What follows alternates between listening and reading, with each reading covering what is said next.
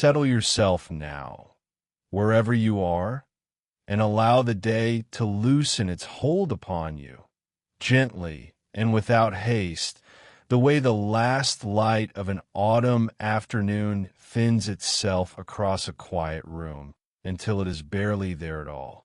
You need not do anything in this moment but rest. There is nothing that requires your attention, no task unfinished that cannot wait for the morning, no voice that calls upon you to answer. You may close your eyes if you wish, or leave them half-lidded, whichever feels more natural, more comfortable to you.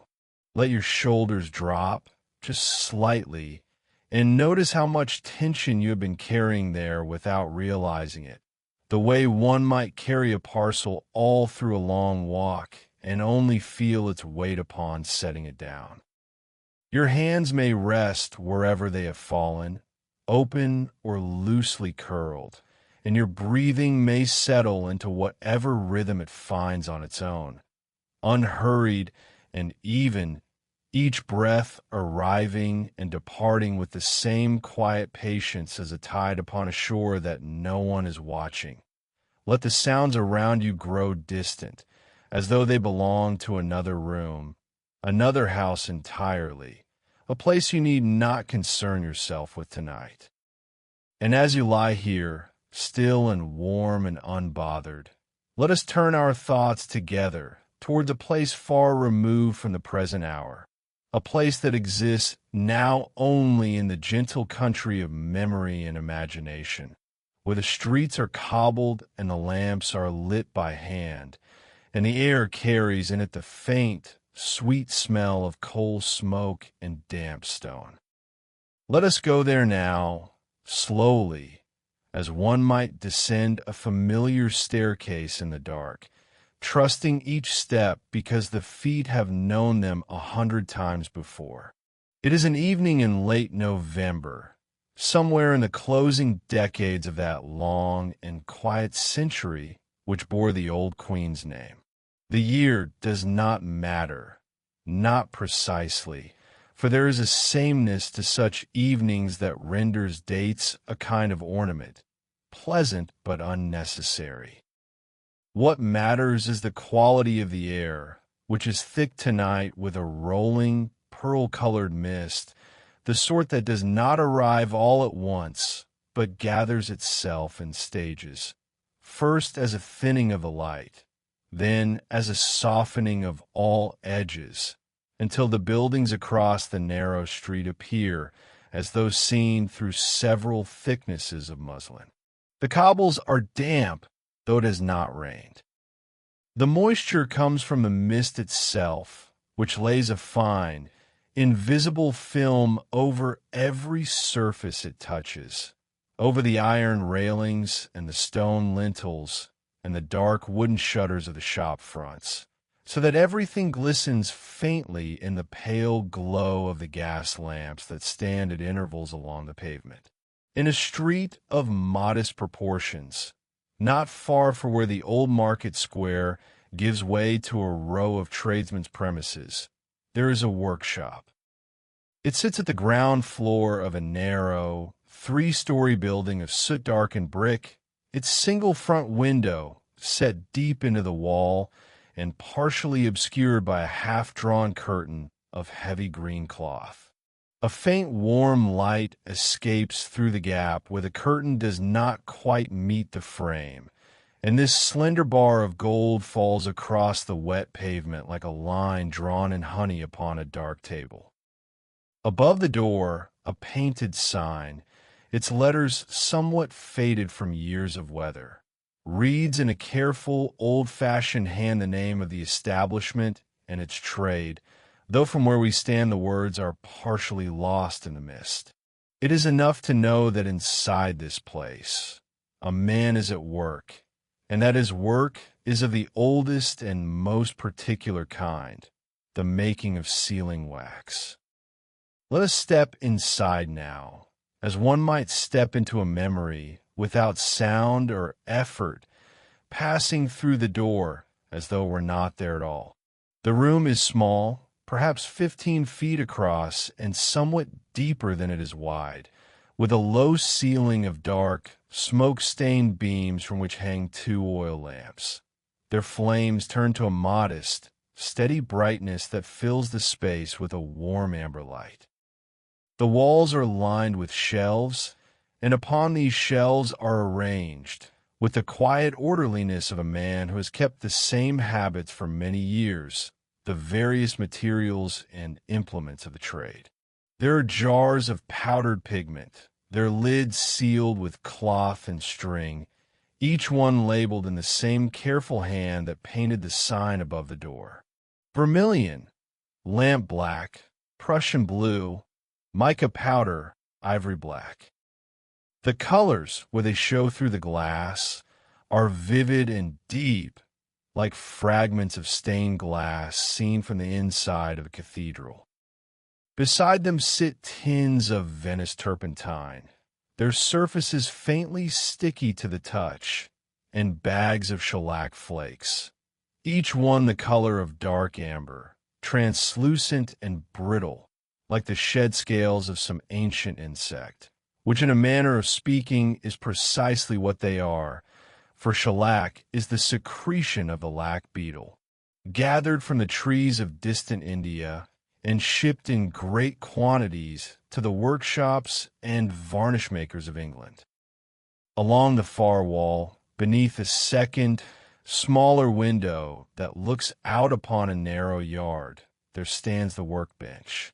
It is a solid, heavy thing, built of English oak that is darkened with age and used until it is nearly black in places, its surface scored with the marks of decades of labor, small nicks and scratches and shallow grooves worn smooth by the passage of hands and tools. Upon this bench, arranged with the same methodical tidiness that governs the shelves, lie the tools of the waxmaker's craft. There is a broad, flat-bladed knife, its handle of turned boxwood worn to a polish by the grip of the same hand over many years. There is a set of brass molds, rectangular in shape, each one designed to receive the molten wax and give it the form of a stick, and these molds have been cleaned and oiled so that they gleam softly in the lamplight, their inner surfaces as smooth as the inside of a shell. There is a marble slab, perhaps 2 feet square, set into a wooden frame, its surface cool and pale and faintly veined with gray, upon which the wax sticks are rolled and smoothed once they have been turned out of their molds. And there is a small spirit lamp, its flame a low blue whisper of heat, positioned near the center of the bench where it may be reached without effort. The man who works at this bench is not young, but neither is he old in the way that suggests frailty or diminishment. He is perhaps in his middle 50s, with a face that is lean and lined in the manner of one who has spent his years in close, careful work, bending over surfaces and examining small things at near distance. His hair, once dark, has gone to gray at the temples and above the ears, though it retains a certain thickness that speaks of health, if not of youth. His hands are the most remarkable thing about him, for they are at once strong and extraordinarily precise, the fingers long and slightly stained at the tips with the residue of pigment, vermilion in particular having a way of lodging itself in the creases of the skin so that no amount of washing will entirely remove it. He wears a heavy canvas apron over his waistcoat and shirt sleeves, the apron spotted and streaked with colors that form a kind of accidental record of his work, reds and blacks, and the occasional smear of deep blue. His name is Mr. Hargraves, though no one has spoken aloud in some hours, for he works alone in the evenings, the boy who assists him during the day having gone home at 5:30. The quiet suits him. It has always suited him, This particular quality of silence that settles over a workshop after the last footsteps have faded and the door has been closed against the street. It is not an empty silence, for there is always the low hiss of the spirit lamp, the occasional creak of the building as it settles against the cold, the muffled and distant sound of a horse and cart passing along the next street over, the wheels grinding slowly against the wet cobbles. These are companionable sounds, familiar as the ticking of a clock, and Mr. Hargraves has long since ceased to notice them as separate events. They have become the texture of his evenings, the background against which his hands perform their steady, repetitive labors. Tonight, he is occupied with the final stage of a batch of red sealing wax, the common sort, the kind that stationers and drapers and solicitors purchase by the dozen for the sealing of letters and the securing of parcels. The mixture was prepared earlier in the day. The shellac melted slowly over the lowest possible heat in a wide copper pan. The Venice turpentine added by degrees as the amber flakes dissolved into a thick, dark, syrupy liquid, and then the vermilion stirred in with great care and rapidity. For vermilion is heavy and will sink to the bottom of the pan if given the slightest opportunity. The boy had helped with this part, turning the wooden paddle in steady circles while Mr. Hargraves added the pigment in small measures, watching the color deepen from a brownish translucence to a rich, saturated crimson that seemed almost to glow from within. The molten wax had then been poured into the brass molds, which had been lightly oiled with a fine cloth and set upon the bench in a neat row. There are 12 molds in all, each one producing a stick of wax roughly 8 inches in length and 3/4 of an inch square, and as the wax cooled and hardened within them, the color settled into that particular shade of deep red that one associates with formal correspondence and important documents, the color of authority and tradition and careful, deliberate communication. By the time the boy left for the evening, the wax had firmed enough to be turned out of the molds, and Mr. Hargraves had set the sticks upon a wooden tray lined with a sheet of brown paper, where they now rest in 2 orderly rows, their surfaces still faintly warm to the touch, but solid enough to handle. It is this tray of cooling sticks that occupies his attention now, for there is still work to be done before they may be considered finished. The sticks must be trimmed and cut to their final, uniform length, the uneven ends pared away with the flat-bladed knife, so that each stick is precisely the same as its neighbor, for a well-made stick of sealing wax should be as regular and pleasing in its proportions as a column in a good building. And after the cutting comes the polishing, which is the most delicate part of the work, the part that Mr. Hargraves takes the greatest care over and the greatest quiet satisfaction in, for it is the polish that distinguishes a fine stick of wax from a merely serviceable one.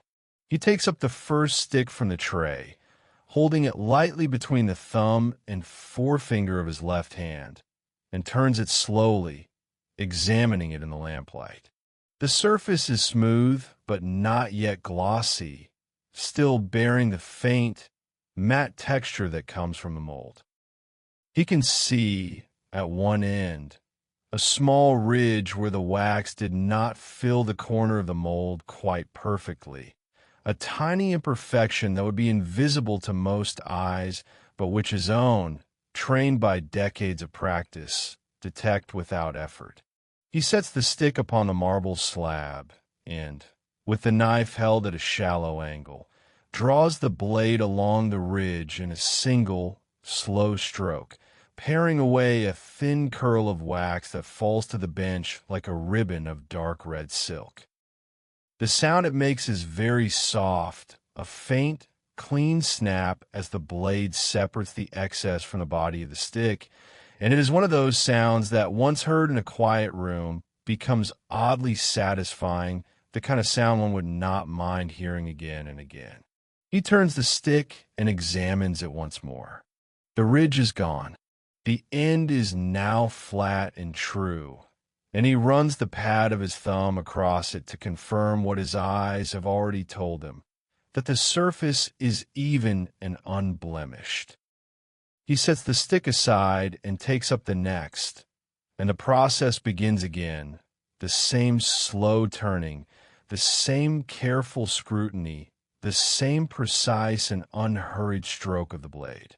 There is a rhythm to it, as there is a rhythm to all work that is done well and often, a cadence that the hands and eyes fall into without conscious direction, the way a man who has walked the same path every morning for 30 years no longer thinks about where to place his feet. Outside, the mist has thickened. Through the gap in the curtain, the gas lamp across the street has become a soft, diffuse sphere of gold, its edges blurred and indistinct, like a sun seen through deep water.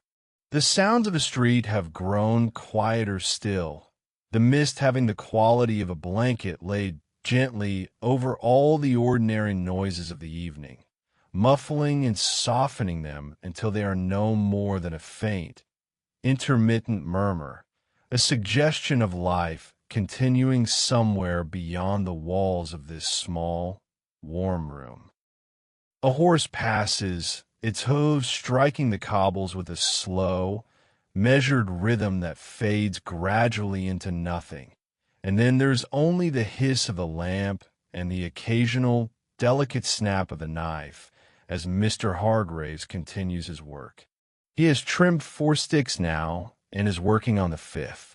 His movements have not quickened, nor have they slowed.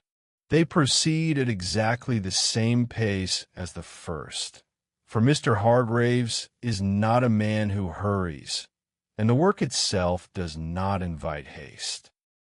Each stick receives the same attention, the same gentle turning in the lamplight, the same appraising look, the same careful correction of whatever small irregularity the mold has left behind. When the trimming is done, he sets the sticks back upon the tray, each one now fractionally shorter than it was before, but perfectly uniform in length and shape, and then he moves to the next stage, which is the polishing. For this, he positions the marble slab at the center of the bench and lays beside it a smooth, flat piece of hardwood, about the size of a large book, with a handle fixed to its upper surface. This is the polishing board, and its underside has been worn to a remarkable smoothness by years of use. The grain of the wood so compressed and burnished that it feels almost like stone to the touch. He takes up the first trimmed stick and places it upon the marble, then sets the polishing board upon it, and with a steady, even pressure, draws the board slowly back and forth along the length of the stick, rolling it very gently as he does so. The marble beneath provides a cool, unyielding surface against which the wax is pressed and smoothed, and the wooden board above imparts to the wax a faint, even warmth from the friction of its passage, just enough to soften the outermost layer without disturbing the firmness beneath. The effect is gradual and deeply pleasing. With each pass of the board, the surface of the stick grows a little more uniform, a little more lustrous, the matte finish giving way by slow degrees to a soft sheen that catches the lamplight and holds it. Mr. Hargraves works with the concentration of a man who is doing something he loves, though he would not use that word himself, for he is not given to such declarations. He would say only that it is his work, and that he has always done it this way, and that there is satisfaction in doing a thing properly. But there is more than satisfaction in the way his hands move, more than mere competence in the attention he gives to each stick. There's a tenderness, almost a regard for the material itself, for the deep red color that deepens further as the polish brings it to life, for the smooth, dense weight of the finished stick in his palm. The mist outside continues to roll along the street in slow, silent waves, pressing itself against the window and curling into the narrow yard behind the workshop, where it settles among the stacked crates and empty barrels like a cat finding a warm place to sleep. The gas lamps along the pavement have grown dimmer, or so it seems, their light struggling against the thickening air, and the buildings on the far side of the street have vanished entirely now, replaced by a soft, luminous gray that might be wall, or might be sky, or might be nothing at all. It is the kind of evening that makes the world feel very small and very close, as though the edges of things have drawn inward, contracting around whatever small pocket of warmth and light one happens to occupy, and everything beyond that pocket has become provisional, uncertain, a gentle blur that asks nothing of you and offers in return only the quiet assurance that it will still be there in the morning. Mr. Hargraves does not look up from his work. He has no reason to. The evening outside will proceed as it always does, the mist rising or falling according to its own mysterious inclinations, the lamplighter making his rounds at the appointed hour, the last of the carts and carriages finding their way home through the softened streets. His world, for now, is contained within the circle of lamplight that falls upon the bench, upon the tray of red sticks, and the pale surface of the marble slab and the quiet, repetitive motion of the polishing board. It is enough. It has always been enough. He finishes the first stick and holds it up, turning it slowly between his fingers. The surface is now as smooth and glossy as a piece of polished agate, the color a rich, even crimson that seems to possess a depth beyond its physical dimensions, as though one might look into the wax the way one looks into a pool of still water and see, not the bottom, but some further distance beneath. He sets it down with care, laying it parallel to the edge of the tray, with the precision of a man placing a book back upon a shelf, and takes up the second. The board moves again, back and forth, and the room settles once more into its quiet, steady rhythm. The hiss of the lamp, the faint scrape of wood upon marble, the distant, barely audible murmur of the city beyond the mist. There is a small iron stove in the corner of the workshop, set upon a square of tile to protect the floor, and within it a fire of coals burns with a low, steady heat that keeps the room at a pleasant warmth without ever becoming hot. The stove has a flat top upon which sits a blackened kettle, and from the spout of this kettle a thin thread of steam rises and vanishes into the air above, a tiny, vertical ghost that appears and disappears with each small fluctuation of the heat beneath. Mr. Hargraves will make tea presently, as he does every evening at about this time, though he has not yet looked at the clock upon the shelf to confirm the hour. His body knows. It is a knowledge that lives in the muscles and the bones, a kind of internal timepiece that has been wound and set by years of identical evenings, so that the desire for tea arrives at the same moment each night with the reliability of a train pulling into a familiar station. But not yet. There are still sticks to polish, and the rhythm of the work is too pleasing to interrupt. He moves through the second stick, and the third, and the fourth, each one receiving the same slow, measured attention, each one emerging from beneath the polishing board with that same deep, quiet luster. The curls of trimmed wax that fell earlier have gathered in a small pile at the edge of the bench, dark red ribbons and shavings that will be collected tomorrow and returned to the melting pot, for nothing in a waxmaker's workshop is wasted. Every scrap and shaving and imperfect stick is melted down and made again, so that the material passes through the maker's hands many times over the course of its life, each iteration refining it further, bringing it closer to its ideal form. This thought, or something like it, passes through Mr. Hargraves' mind as he works, though it does not take the shape of words, not precisely. It is more a feeling, a quiet awareness of continuity, of the way his work connects him to the work of the men who came before him in this trade, the varnish makers and lac workers and color grinders who, for centuries, have melted and mixed and poured and polished, turning raw materials into finished objects of use and modest beauty. The recipes have changed over the years, of course.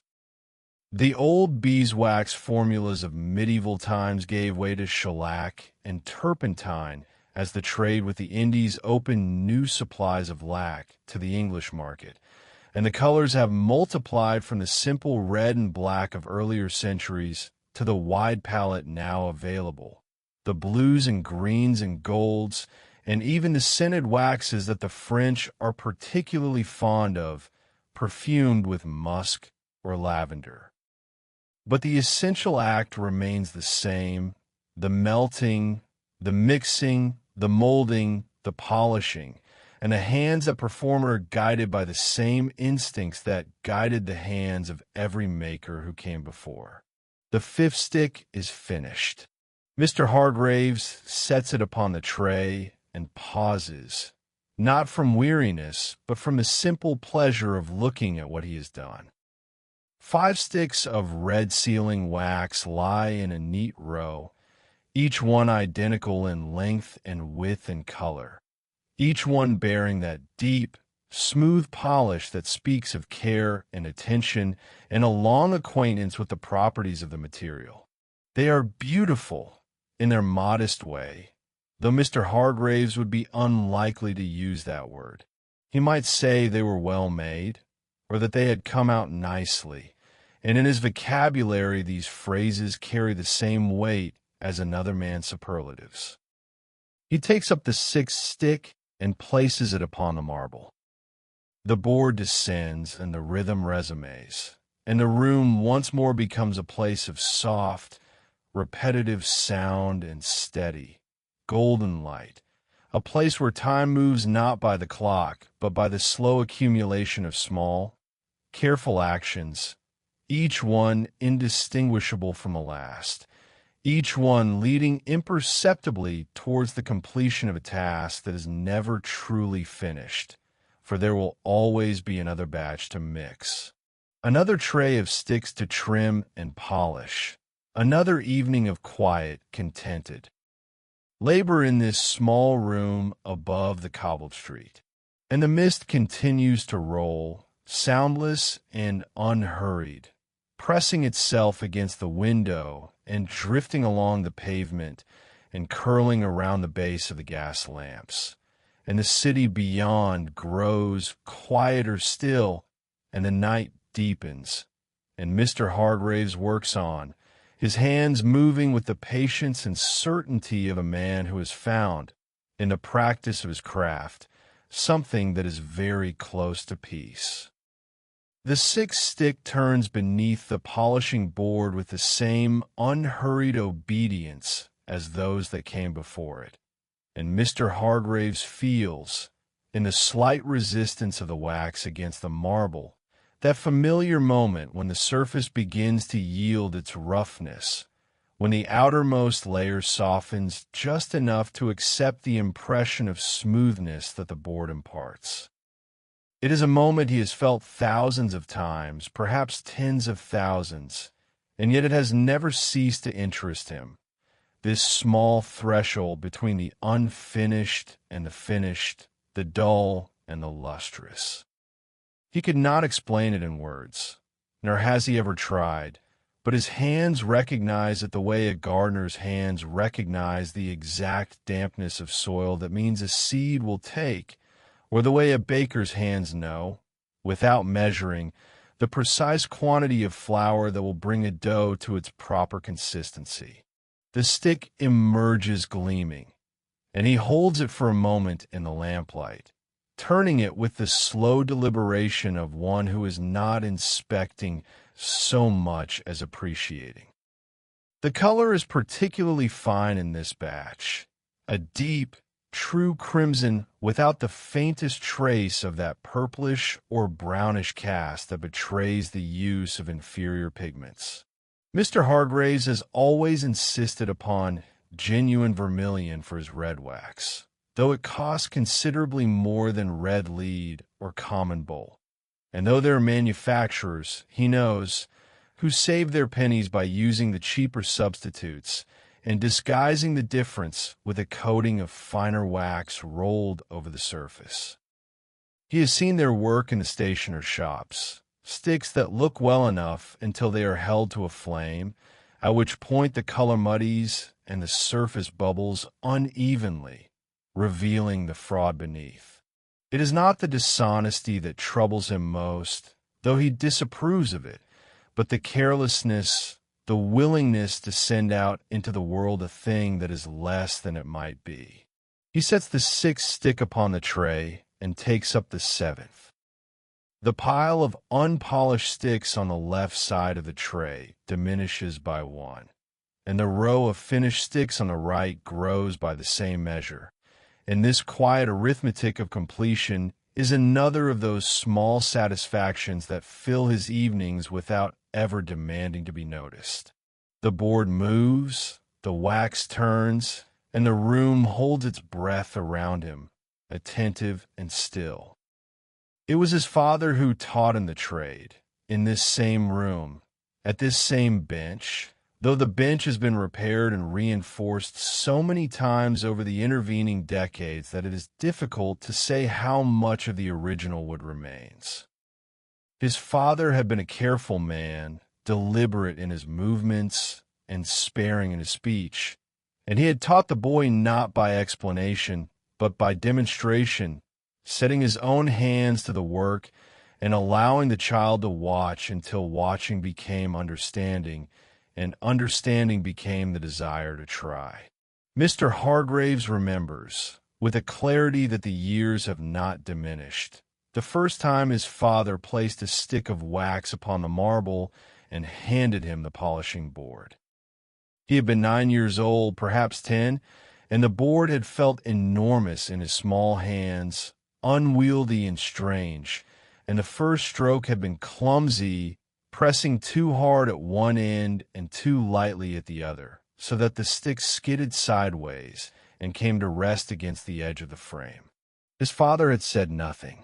He had simply picked up the stick, placed it again upon the marble, and nodded for the boy to try once more. It had taken many attempts before the motion became fluid, before the pressure evened itself out and the hands learned to feel what the eyes could not always see.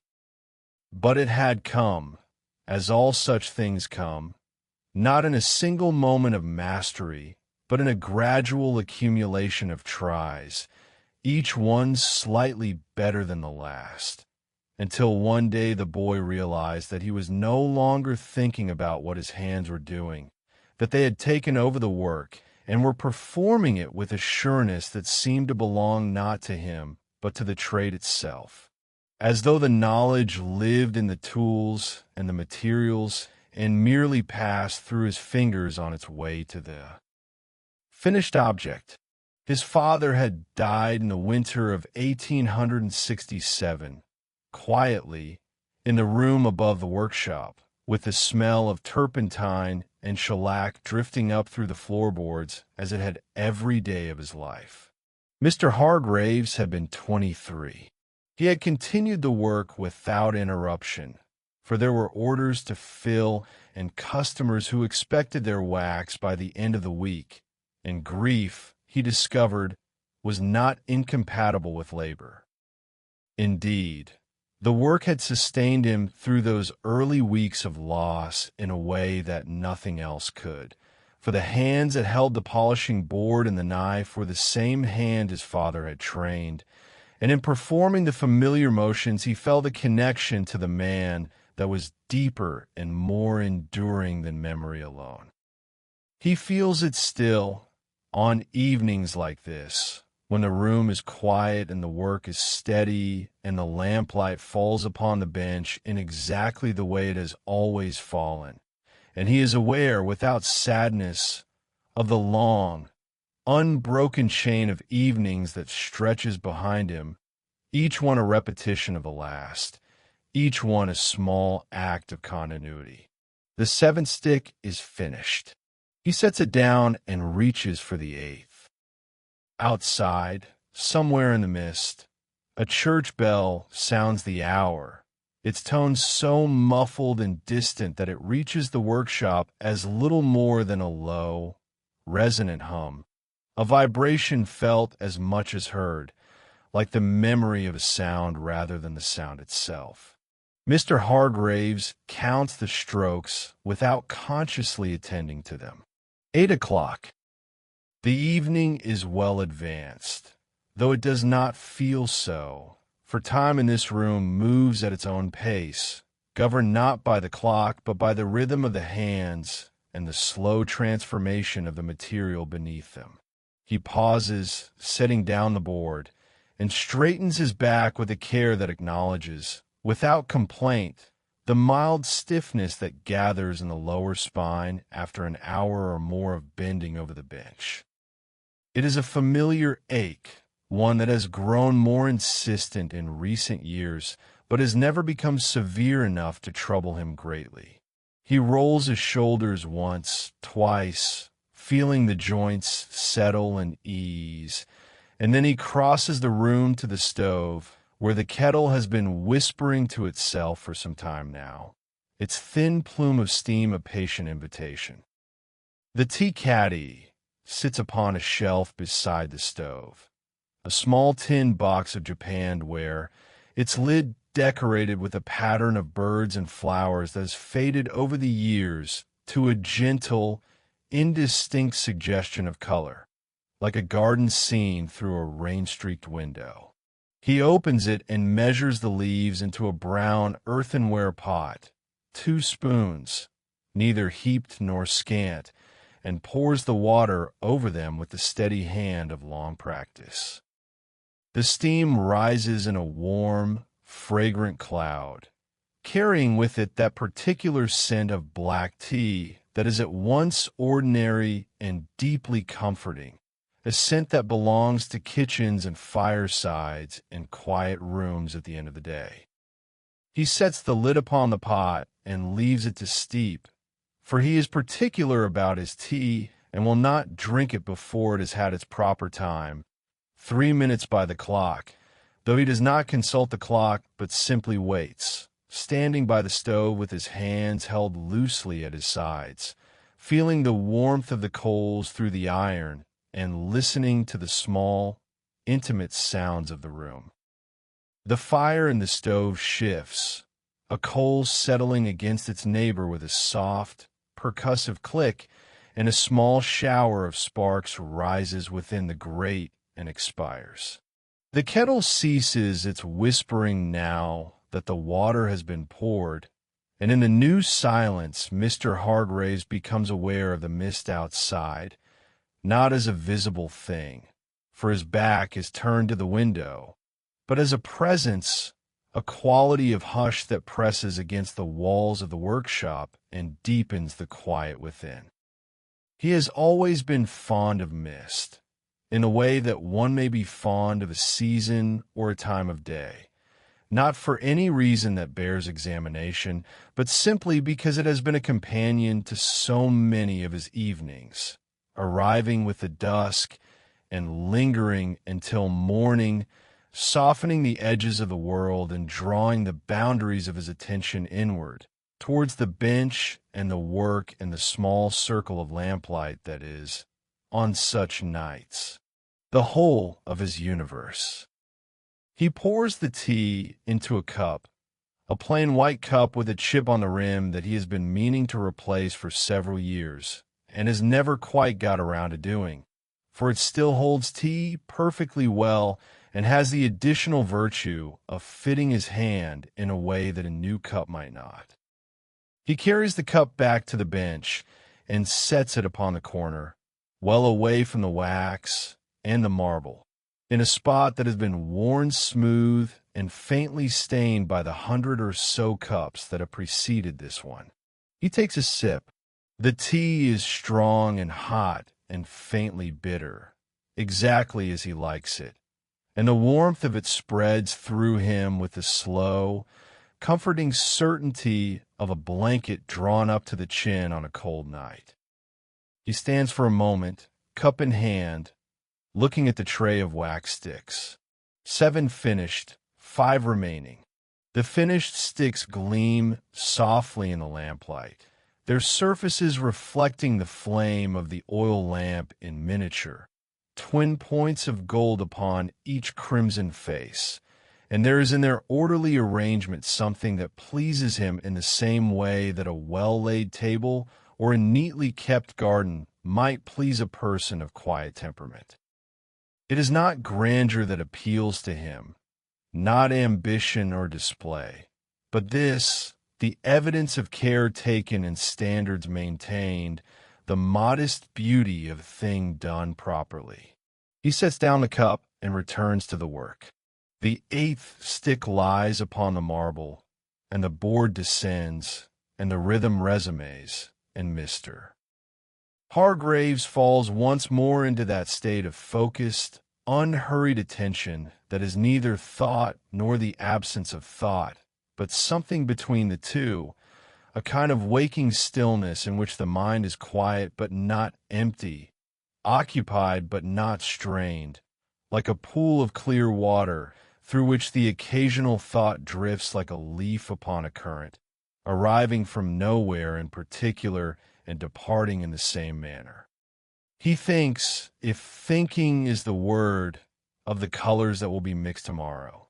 There is an order to fill for a stationer in Cheapside, a man of particular tastes who has requested, in addition to the usual red, a quantity of black wax and a smaller quantity of blue. The black is simple enough to make, requiring only lamp black stirred into the melted shellac, though even here there are degrees of quality in Mr. Hargraves takes care to use a fine, clean lamp black that produces a dense, even color without the grittiness that an inferior grade would leave. The blue is more interesting, for it calls for Prussian blue, a pigment of considerable depth and intensity that must be ground to an extremely fine powder before it is added to the wax, lest it produce a speckled or uneven surface. He enjoys working with the blue. There is something in its color, when it is brought to a high polish, that reminds him of deep water seen from a height, or of the sky at a certain hour of the winter evening when the last light is fading and the first stars have not yet appeared, that brief, luminous interval that is neither day nor night, but a threshold between the two. The 8th stick is finished. He sets it beside its companions and takes up the 9th.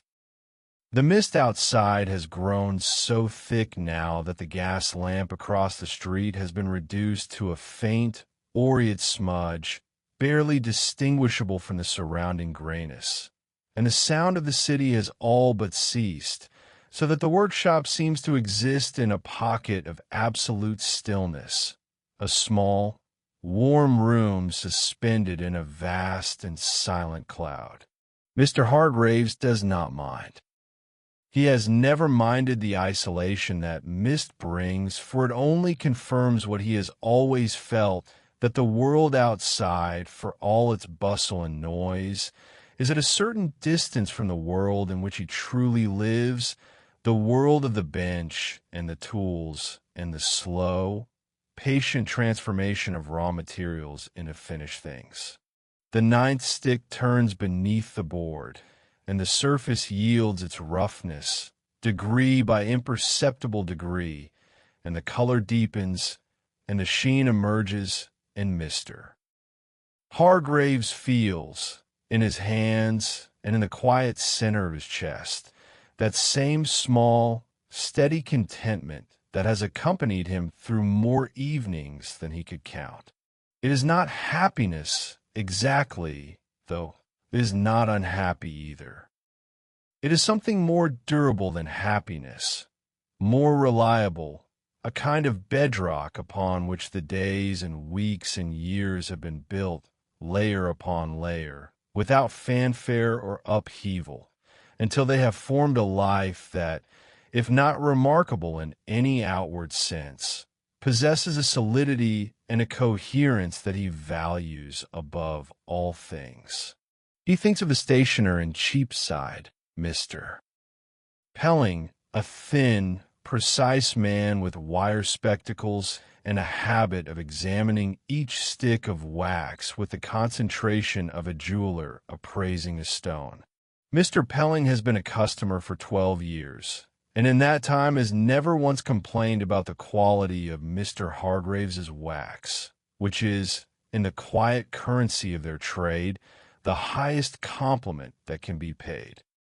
He places his orders by letter, written in a small, neat hand upon cream-colored paper, and the letters arrive folded and sealed, naturally enough, with a disc of red wax that Mr. Hargraves always examines before opening, noting the quality of the impression and the color and the way the wax has held its shape, for he can tell at a glance whether a seal has been made with his own wax or with another maker's.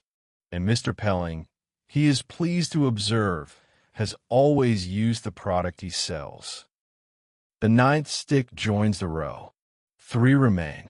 Mr. Hargraves reaches for his tea and finds it has cooled to that particular temperature at which tea ceases to be a hot drink and becomes simply a warm one, still pleasant enough, but lacking the first, decisive heat that cuts through the chill and settles the body. He drinks it anyway, in 2 long, unhurried sips, and sets the cup down again. He will make a second cup before the evening is out, but not yet. There is a pleasure in finishing a task without interruption, in allowing the hands to complete what they have begun, and the last 3 sticks will not take long. He places the 10th upon the marble. The board descends. The sound it makes, that soft, sustained whisper of wood moving against wax against stone, fills the room like a sigh, and Mr. Hargraves matches his breathing to its rhythm without thinking about it, the inhale coinciding with the forward stroke, the exhale with the return, so that his body and his work become, for a few moments, a single, integrated motion, seamless and unconscious like the beating of a heart. The mist presses against the window. The coal fire ticks softly in the stove. The oil lamps burn with their steady, golden flames, casting the same warm light that they have cast upon this bench for as long as Mr. Hargraves can remember, and that his father's lamps cast before them, and that the lamps of whoever worked at this bench before his father did the same. The light does not change. The work does not change. The hands change, growing older, growing stiffer, but the motion they perform remains constant, passed from one generation to the next like a language that is spoken only here, in this room, in this street, on evenings when the mist is thick and the world outside has grown very quiet. The 10th stick is done. He sets it on the tray and flexes his fingers, spreading them wide and then curling them closed, feeling the tendons stretch and the joints loosen. It is a habit he has acquired in recent years, a concession to the age that his hands otherwise refuse to acknowledge, for they are still as steady as they were at 30, still as capable of the fine, discriminating work that the trade demands. He looks at them for a moment, these hands that have been his principal tools for the whole of his working life, and notices, as he always does, the faint red staining in the creases of the fingers, the vermilion that no amount of soap and water will entirely remove. It is the mark of his trade, as indelible as a tattoo, and he regards it with something that is very close to affection, for it is the visible evidence of a life spent in useful labor, a life in which the hands have always had something to do. The 11th stick lies upon the marble. He begins again. The board moves, the wax turns, and the rhythm reestablishes itself with the ease of a river resuming its course after a momentary narrowing between stones. The lamplight steadies. The mist holds its position against the window, patient and unhurried, and the small sounds of the room, the hiss, the whisper, the occasional settling of a coal, arrange themselves into a pattern that is as familiar and as comforting as a lullaby. And perhaps, if you're listening to this story in a place of your own quiet and warmth, you have begun to feel something of what Mr. Hargraves feels, that sense of the world drawing gently inward, contracting around the small, well-lit space in which you rest, until everything beyond it has become soft and distant and no longer your concern. The mist is outside your window, too, in a manner of speaking, pressing itself against the glass and turning the ordinary shapes of the night into something gentler, something less defined, something that asks nothing of you but to be still. You may feel your eyelids growing heavy, as they do when the body has been held in a comfortable position for a long time, and the mind has been occupied with gentle, repetitive thoughts. That is as it should be. You are safe here, as Mr. Hargraves is safe in his workshop, enclosed in warmth and light, and the quiet rhythm of work that proceeds at its own pace, unhurried and sure. The 11th stick is finished. One remains. Mr. Hargraves takes it up, the last of the dozen, and places it upon the marble with the same care he gave to the first. There is no sense of conclusion in his movements, no quickening of pace that might suggest the approach of an ending, for the work, as he understands it, does not end.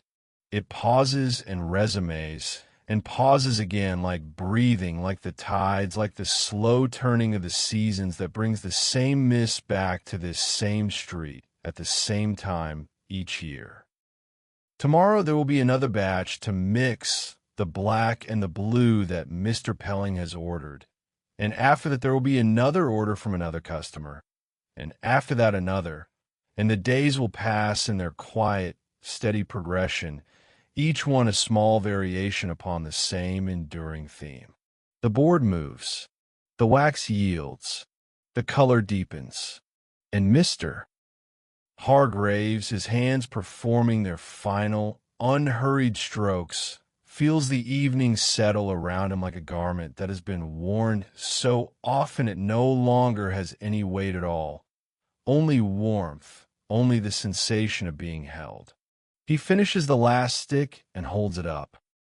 It is as fine as any of the others, its surface smooth and deeply lustrous, its color a rich, unwavering red that seems to carry within it the memory of every fire that was ever used to melt the wax, and every hand that ever stirred the mixture, and every evening that was ever spent in the quiet practice of this most particular and ancient craft.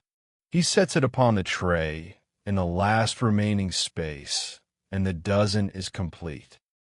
12 sticks of red sealing wax, each one 8 inches long and 3/4 of an inch square, each one trimmed and polished to a standard that Mr. Hargraves's father would have approved of, lie upon the brown paper in 2 neat, parallel rows.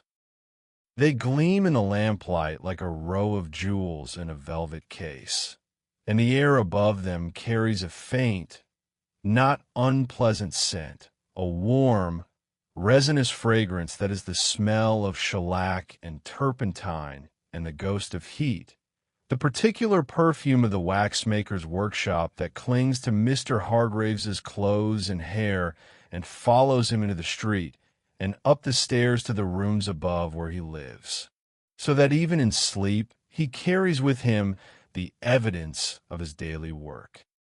He stands back from the bench and surveys the tray with quiet satisfaction. Then he unties the strings of his apron, lifts it over his head, and hangs it upon a hook beside the door. He moves to the stove and sets the kettle upon the heat once more, for the second cup of tea that he has been looking forward to. And while the water begins its slow, patient climb towards the boil, he takes up a cloth and begins to wipe down the bench, sweeping the small pile of wax shavings into his palm and transferring them to a tin box that sits beneath the bench, where the scraps are kept until there are enough to justify melting them down for a new batch. The bench, once cleared, reveals its full expanse of scarred and darkened oak, a surface upon which so many thousands of sticks have been rolled and trimmed and polished that it has acquired a patina not unlike the wax itself, smooth and deep and subtly gleaming. Mr. Hargraves runs his palm across it, a gesture that is partly practical, checking for any remaining fragments of wax, and partly something else, something closer to the way one might lay a hand upon the shoulder of an old friend. This bench has borne the weight of his work for longer than any person has borne his company, and it has done so without complaint, without alteration, with the same solid, uncomplaining steadiness that Mr. Hargraves himself brings to his craft. The kettle begins to murmur. He opens the tea caddy and measures the leaves again. 2 spoons, the same as before, and waits with his hands resting lightly upon the edge of the stove, feeling the warmth seep into his palms. The mist outside has not changed. It remains as thick and as silent as it was an hour ago, a soft, impenetrable wall of gray that has swallowed the street and the buildings and the gas lamps, and left only this room, this light, this warmth. The clock upon the shelf reads 8:15, and Mr. Hargraves notes the time with the mild, detached interest of a man who has nowhere else to be. He pours the water and waits for the tea to steep, and while he waits he moves to the window and draws the curtain aside a few inches, looking out into the mist. There is nothing to see, or rather, there is only the mist itself, which is in its way a thing worth seeing, for it transforms the familiar street into something new and strange, a place of soft, indeterminate shapes and muffled distances, where the nearest lamppost is a column of faint gold and the pavement is a dark, gleaming ribbon that disappears into whiteness after a few yards. A single figure passes, a man in a long coat with his collar turned up and his hat pulled low, walking with the careful, deliberate steps of one who is navigating by instinct rather than sight. His footsteps reach the workshop as a series of soft, rhythmic taps that grow louder for a moment and then fade, like the ticking of a clock in an adjacent room. And then he is gone, absorbed into the mist as completely as if he had never been. Mr. Hargraves lets the curtain fall and returns to the stove. The tea is ready. He pours it, carries it to the bench, and sits upon the high stool that he keeps tucked beneath the work surface, settling himself with the slow, deliberate movements of a man who intends to remain in one place for a while. He cradles the cup in both hands, feeling the heat of it against his palms, and takes a long, appreciative sip. The tea is good.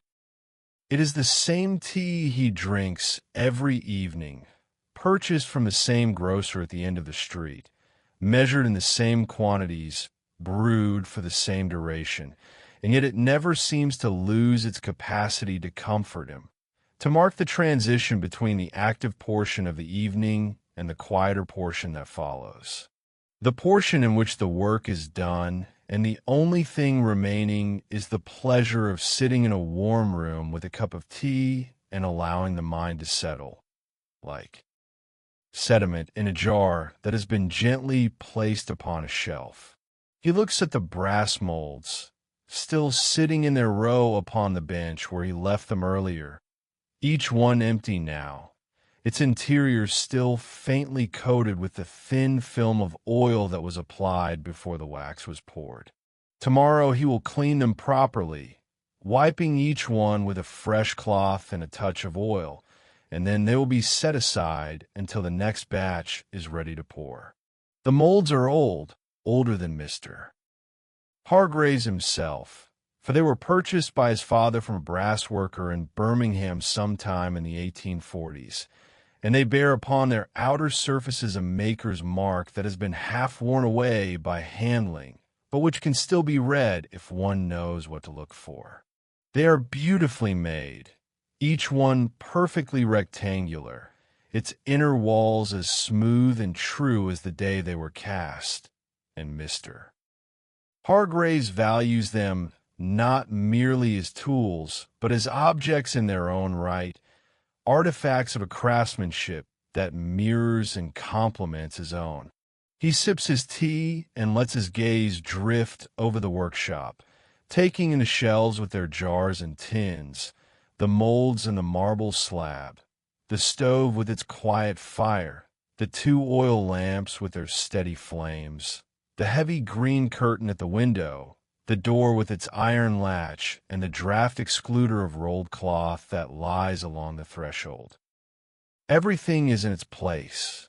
Everything is as it has been, with minor variations, for as long as he has known this room. The jar of Vermilion on the 3rd shelf from the left is newer than the one it replaced, for pigment jars do eventually empty, but it sits in the same spot and bears the same label, and the color within it is the same deep, miraculous red that has been the foundation of his trade since boyhood. The spirit lamp on the bench has been replaced twice in his tenure, but the new one functions exactly as the old ones did, and the flame it produces is the same low, steady blue. Even the stool upon which he now sits is a replacement, the original having finally succumbed to a split in the seat some 8 or 9 years ago. But the new stool is of the same height and the same proportions, and his body has long since forgotten that it is not the same stool at all. There is a comfort in this constancy that Mr. Hargraves does not take for granted, for he is aware, in the way that a man of his years cannot help but be, that the world beyond this room has changed greatly during his lifetime. The railways have made the country smaller. The telegraph has made news instantaneous.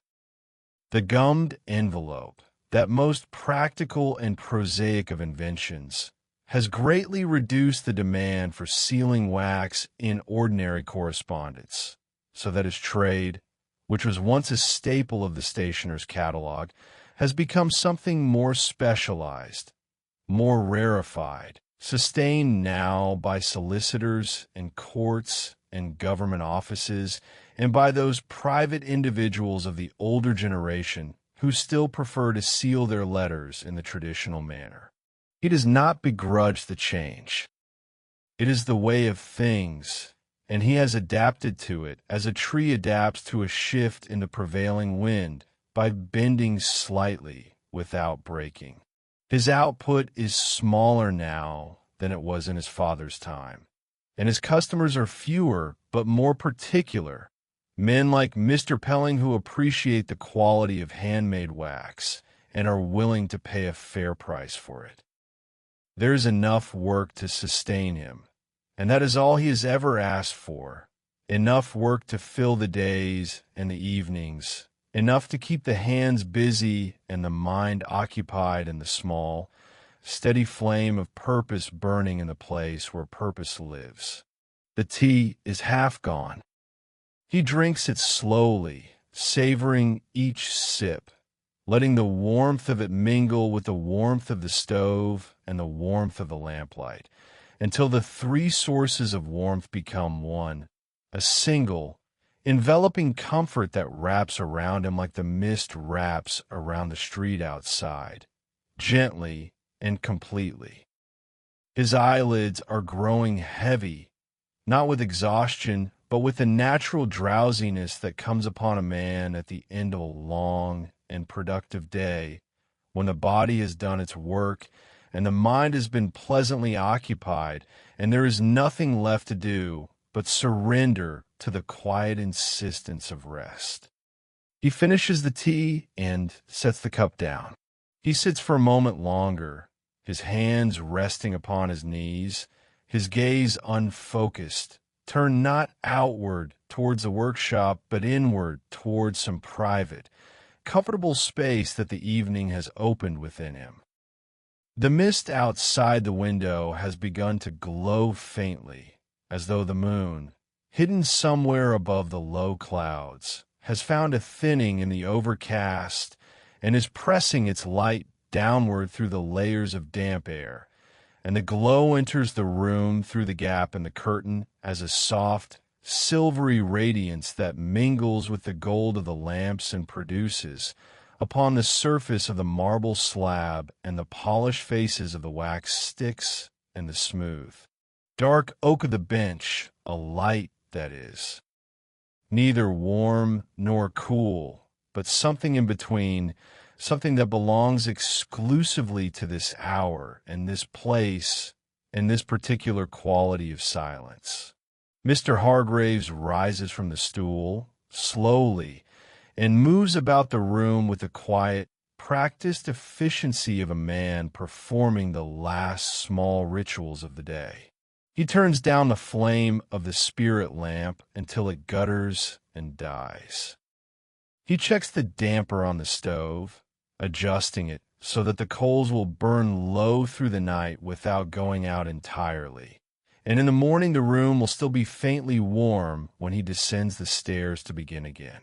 He takes the tray of finished wax sticks and carries it to a shelf at the far end of the room, setting it down with care, and covers it with a clean cloth as one might cover a sleeping child.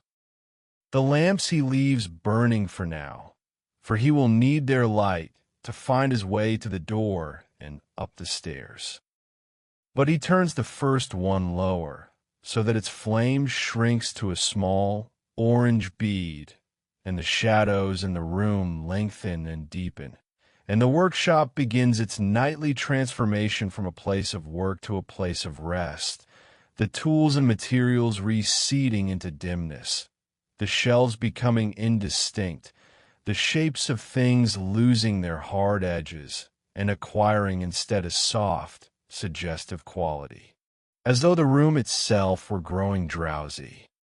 He moves to the door and lifts the latch, and the door opens upon the narrow hallway that leads to the staircase, and from a staircase comes a faint draught of cooler air that smells of plaster and old wood and the distant, comforting scent of the rooms above, where a bed is waiting, its blankets turned down, its pillow bearing the shallow impression of a head that has rested there, in the same position, for more nights than can easily be counted.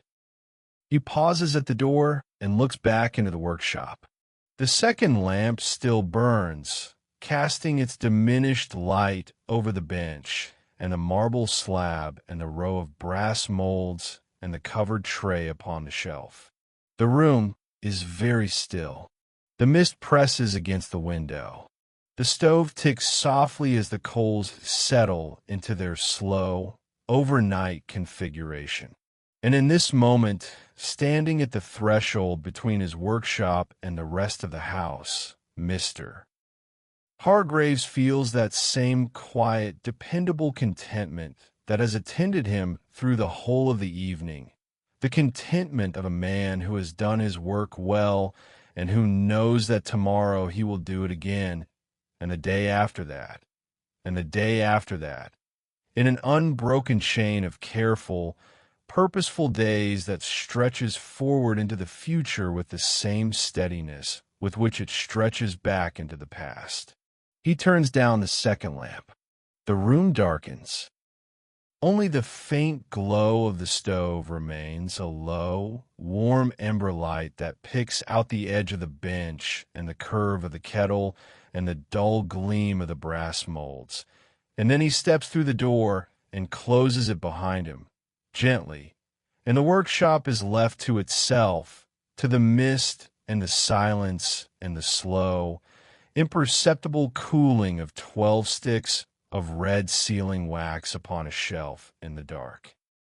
And so, if you're still here, still resting in your own quiet place, with your own warmth around you, and your own stillness pressing softly against the edges of the night, you may let go now of the last threads of wakefulness, if you wish, and allow the story to carry you the rest of the way, down into that place where the mind grows gentle and the breath grows slow and the world beyond your window, whatever form it takes, becomes as soft and distant as the mist that rolls along a cobbled street in a city that exists now only in the kindest reaches of your imagination. Thank you, truly, for spending this time here, for resting in this small, quiet corner of an evening that was made for you, and you alone. If you have enjoyed this gentle visit to the waxmaker's workshop, you are most welcome to return whenever sleep is slow to come.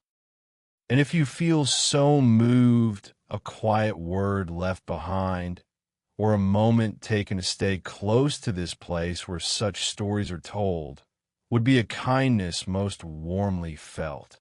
But there is no obligation in it, none at all. Only the hope that you sleep well tonight, and that your rest is deep and undisturbed, and that in the morning the world will greet you gently, as a friend greets a friend after a long and peaceful night.